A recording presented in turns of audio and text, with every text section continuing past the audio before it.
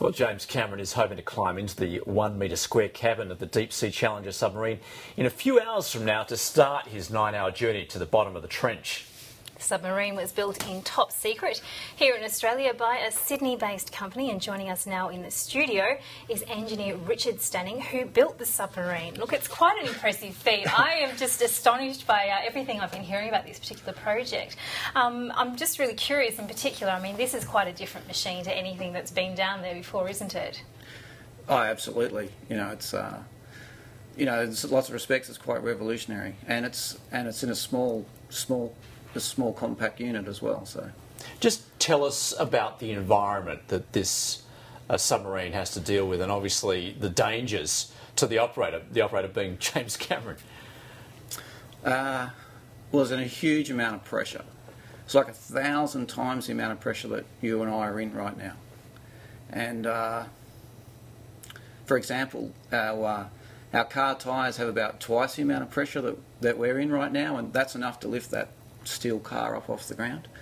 And if you multiply that hundreds and hundreds of times and compress it all around us in 3 dimensions, that's what's trying to happen. So in terms of the engineering feat then, designing a craft to withstand that sort of pressure, how'd you do it? Well, there's 2 main parts that are required before anything else happened, like before the science equipment or the cameras or the lighting, is a steel sphere for the pilot and a buoyant material to bring it all back and to sort of structurally hold it all together. So the steel sphere, well, that was other people, but the beam, Ron Allen, he devised the foam material, and we were involved in bonding it all together. So when we bonded that together, that was, I guess that was a big part that we contributed to this project. And I've been reading as well that in the tests that have already been done with the submarine, the unmanned tests, that it actually descends quite quickly. I mean, this is something that's, pushing the boundaries in terms of what's been done before. Yeah, one of the things, I mean, our role is in the main buoyancy material and that part of the project was make sure that it could come back to the surface. That's right, you don't want a one-way ticket, do you? No. And so really there was an amount of steel weights that were taken, and they're taken with them, and that's what takes it down.